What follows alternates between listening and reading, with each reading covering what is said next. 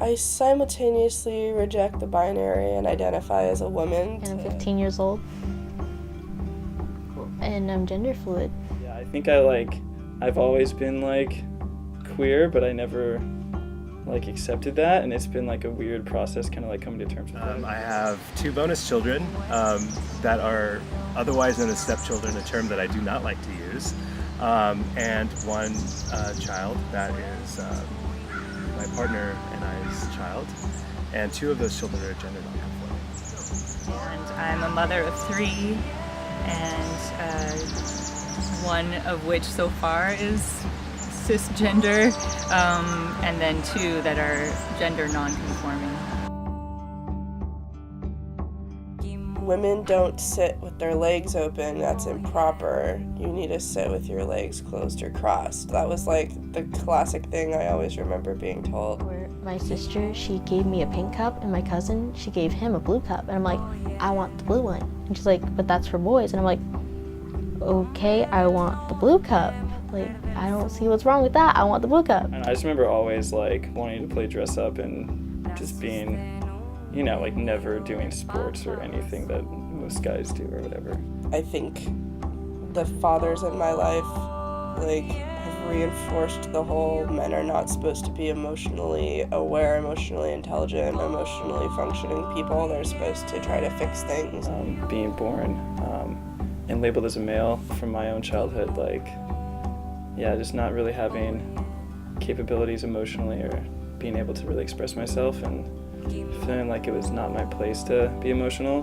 What's typical for boys and what's typical for girls, and in our culture, there are these certain behaviors that are acceptable for both of those.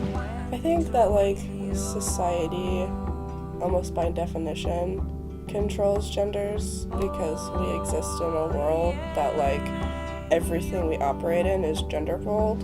We talk a lot about people's opinions and how everyone has them. When someone is expressing an opinion about how they don't like that, a boy wears dresses, then, our gender fluid kid can say, well, is that what's true for me, or is that just, their opinion? Everyone has an opinion on it, and I'm like, well, that's your opinion, but this is mine too.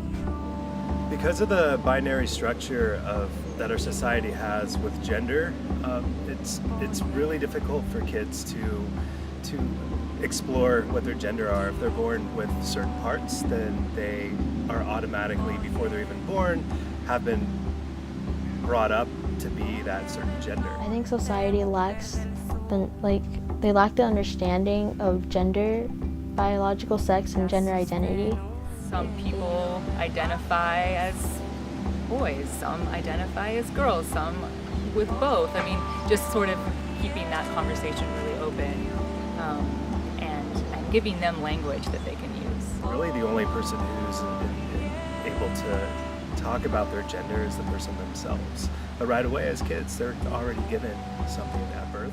I think kids are put into families to challenge their parents, and there comes a time where the parents need to learn from the kid, and those roles get completely reversed. I think that's hard for a lot of parents to accept that their children can teach them something.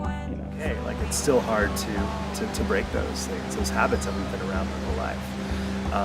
But being able to offer our kids that freedom has been really liberating for us and for them. And we're learning actually a lot more from them than we can from anyone else. It's hard to say because it's a system that's been around for such a long time. Where do you even begin? But I do see a lot more awareness being raised, and I think that as that awareness grows, the generations that are following will probably be more comfortable exploring different gender variants. And I feel like we're moving in that direction.